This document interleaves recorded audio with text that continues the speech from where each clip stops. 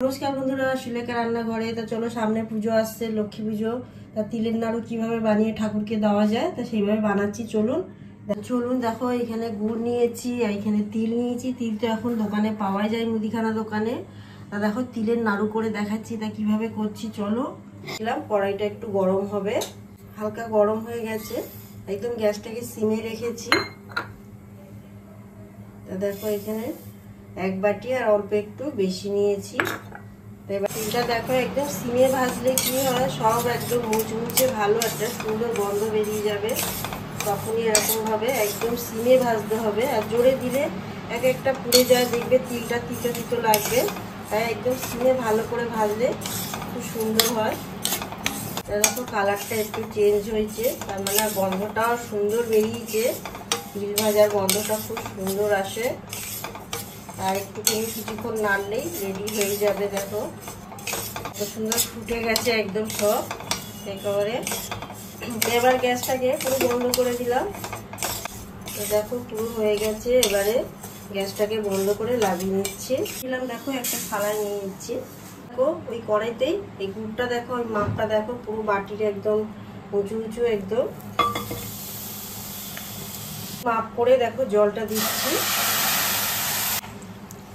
গুড়টা দেখো, এখানে পুরো গ্যাসটা কিন্তু জোরে দেবো না, জোরে দিলে তাড়াতাড়ি এই জলটা পুরো টেনে নেবে। গ্যাসটা সিমে রেখে আমি এটা শিরাটা বানাতে হবে। তা গ্যাসটাকে সিমে রেখে ভালো করে জাল দিতে থাকলাম।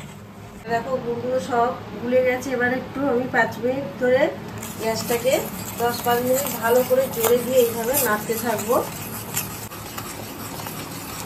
এইভাবে একটু নাড়তে হবে গুড়টাকে জোরে দিয়ে 5-10 মিনিটের মতো। দেখো, হয়ে এসছে, বোঝাই যাচ্ছে একদম। আমি একটা জল নিয়ে দেখিয়ে দিচ্ছি। জল নিয়েছি, দেখো জলটার মধ্যে ফেলছি জিনিসটা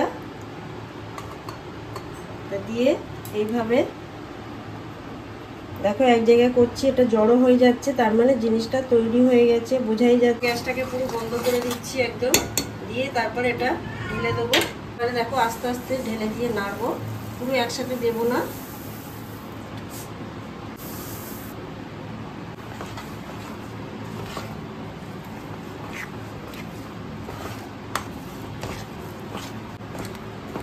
একটু এইভাবে গরম অবস্থায় ভালো করে নাড়তে হবে। ঢালবো, তো ঘি মাখিয়ে নিলাম। আপনারা চাইলে সাদা তেল মাখিয়ে নিতে পারবেন কিংবা সর্ষের তেল। তো দেখো, ঢেলে নিচ্ছি একটা থালায়।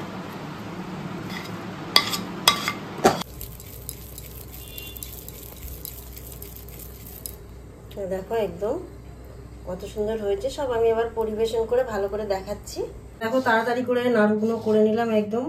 আর চামচ দিয়ে, যারা দেখবে হাতে একা করছো, চামচ দিয়ে দিয়ে আগে কাটিয়ে রেখে দিয়ে তারপরে আস্তে আস্তে গোল করে নেবে, হয়ে যাবে। তো আমি এইভাবে করলাম, পুরো একদম সব হয়ে গেছে সম্পূর্ণ। আর বাড়িতে খেতে ইচ্ছা করলে এইভাবে করবে, কিংবা বাড়িতে লক্ষ্মী পুজো হলে এইভাবে তাড়াতাড়ি করবে, খুব সহজে হয়ে যায় তিলের নাড়ু। আর দেখে যদি ভালো লাগে অবশ্যই চ্যানেলটাকে সাবস্ক্রাইব করবে, লাইক করবে, কমেন্ট করতে ভুলবে না। পাশে থাকার অনুরোধ রইল।